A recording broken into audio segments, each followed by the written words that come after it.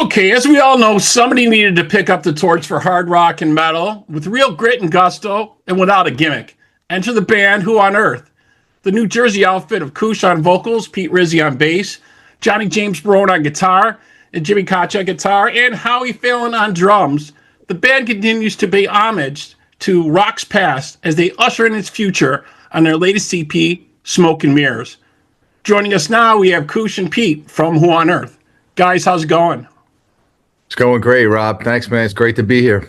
Definitely great to be here. Definitely. So Pete, let's start with you, man. Tell us a little bit about putting this project together. Oh, geez. Yeah, it was Koosh and I back in, I guess, around right before COVID. Koosh and I were playing in cover bands, a cover band called Madhouse, throughout the New Jersey, New York area. And we just looked at each other one day and we're like, you know what? There's not a lot of really good music coming out. It seems, why don't we start writing our own songs? And we were doing 3 sets a night and playing all night, and he thought it was a great idea, and that was it, man. We dropped the cover band shtick and we wrote 10 songs, went into the studio, and that's where it started. So really we had an album and we had Koosh and I, and then we put a band together. So it was pretty crazy. We had our studio producer, Mike Orlando, play guitar on the album, and we had a friend of ours do the drums. And then, so we had an album. We didn't have a logo. We didn't have a social. And we just started building from the ground up, but with an album in hand. And that's how it really started, again, about 5 years ago. Oh, very, very cool. And Koosh was just telling me a little bit about, so you guys got some singles you released. You got a cover of Total Hold the Line and the latest single for Jefferson Starship, Jane. How did you go about picking those, Koosh? Oh, well, I mean, when you're looking back into the 70s, you want to play around with the greatest session, musicians ever were, and that's Toto. So, and we were contemplating a couple different songs, and I was walking around singing it, and all of a sudden I did that, a couple lines, and Pete was like, "That's it.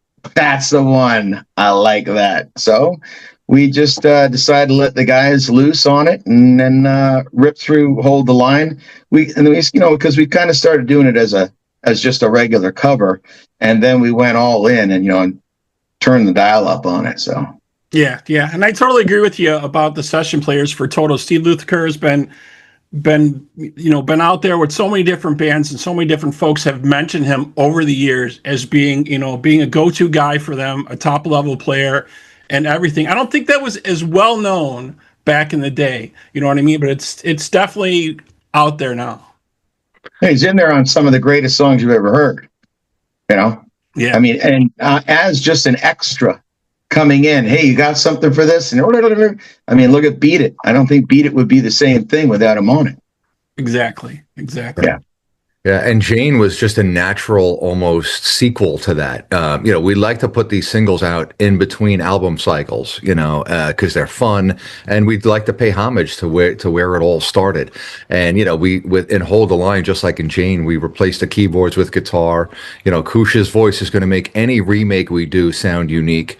And we'll tune it down a little bit, try to give it a little bit more weight, but we want to keep the integrity of the song intact. So, it's a fine line to remake it, but keep it intact, pay homage, but you want to do a good job on it. So it's a little bit like there's a little bit of risk. You don't want to screw it up. So. Yeah, it's always hard sometimes to redo a popular song or cover. You guys definitely did a great job with those for sure. And Pete, I was reading through some of your influence here, and it's pretty much a list of some great ones, obviously. Geddy Lee, Steve Harris, John Paul Jones, and Gene Simmons. Just some real heavy hitters. Are those some of the guys that kind of molded your sound, would you say? Absolutely, especially Steve Harris. I mean, I remember trying to take bass lessons and learn actual music theory, and I was like, "Can you just show me this song?" It was like Detroit Rock City or The Trooper by The Trooper, right? Yeah. Geddy Lee was a little busy early on, but I got into the Rush stuff. Chris Squire from John Paul Jones. But yeah, really, Steve Harris was the one who grabbed me by the chest and was like, "I want to play bass. I want to do that," because he was so out front. Plus, he was a songwriter. and his bass lines were melodies in and of themselves and just drove the song. So Yeah, I don't think people really realized back in the day that Steve Harris really is what made Iron Maiden. Like you were saying, his songwriting, his playing, he was kind of the force behind that band. A lot of people didn't know that when they were first coming out, but now pretty much everyone does. Yeah, absolutely. So, Koosh, tell us a little bit about the rest of the band, the rest of the folks you got going on here. Well, we got Howie, who is actually a childhood friend. That was one of the first times Pete ever played with anybody. We've got Johnny James, who came in to the band as a fill-in for a gig, and we decided, wow, because we had Bruce in the band at the time. Bruce couldn't make the gig. Johnny came in, and after he left and Bruce came back, and we discussed it. We're like, let's get Johnny to come in full time and put on 2 guitars.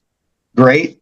And then sadly, a year ago in July, we lost Bruce to a cardiac arrest. And it's when we ended up getting Jimmy on board. And we have just a phenomenal lineup now, not only in playing, but as in personalities. And that's the biggest part usually about, playing all these songs and doing the music is everyone's got input. No one's afraid to say anything. Just, let the music flow.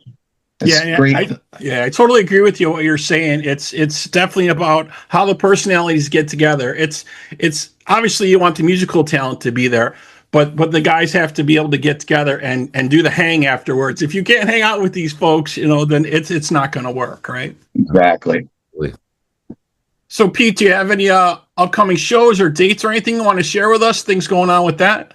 Yeah, sure. We have a pretty big show coming up on December 13th at the Gin Mill in Northampton, PA. Will be direct support for Sponge. So we're looking forward to that. That's a big holiday gig at a very cool brewery, very cool spot.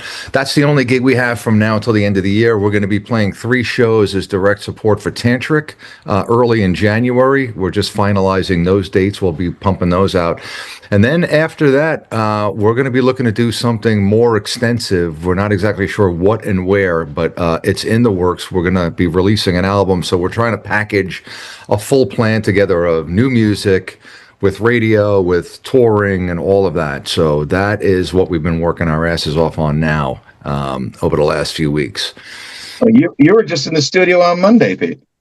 Yeah, we were just putting the finishing touches. I had Johnny James Barone in there putting some finishing touches on a few of the songs, some little solos, and right now we're getting all of them together. The team's going to sit down and pick out what singles we want and all that. But while that's happening, we're talking to our booking agent, M7, about, what opportunities are going to be out there for us. So we might pick up some one-off shows here and there between December, January, maybe early February, but we want to put something big together in the spring. So you mentioned you better be able to hang. We better be able to hang, especially if it's going to be in an SUV or right. That's the real test, right? When you guys got to go on the road, right? Yeah. And Koosh, you were telling us a little bit about some of the videos here that you guys shot, especially for Jane. You guys had a lot of fun doing that. You were telling us about. Yeah, what a hoot. We decided to go all in with the 70s, look, and got paisley shirts, big lapels. We put wigs on, Elvis Presley glasses, bell-bottom jeans, velvet pants, you name it. We were all in and just had a blast of a time giving it a go.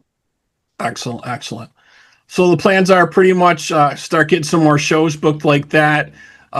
Are you guys writing music also at this time? You got some new music that you're writing as well, or?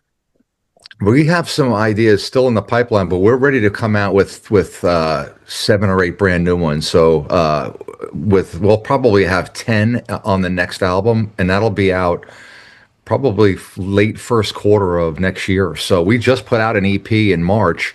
And we kept 5 songs in our back pocket for release next year, and then we added some to it. So we have new music that's coming out.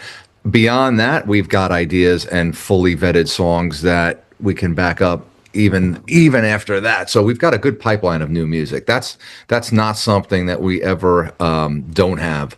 But yeah, you'll hear new music from us very soon. We're actually going to hopefully pick the next single for release sometime in January. I'm hoping maybe by the end of next week, or at least by the end of this month. So we need to have that pipeline because we like to have a video for each song. So we need to be well ahead of that release and start coming up with concepts and artwork and all that stuff. So there's a lot in play right now for this band. So it's exciting. It's very busy, but it's also very exciting. Yeah, definitely very cool. Well, we hope you keep us in the loop on that, what's happening, definitely. And we definitely want to have our listeners there check out the videos for your guys. So we'll have that listed in our Hall of Videos for Who on Earth at talkingaboutrock.com. You folks out there can check that out. All right. Very cool, guys. Thank you so much for being with us today. Really appreciate it. Hey, thanks for having us, man. It was great.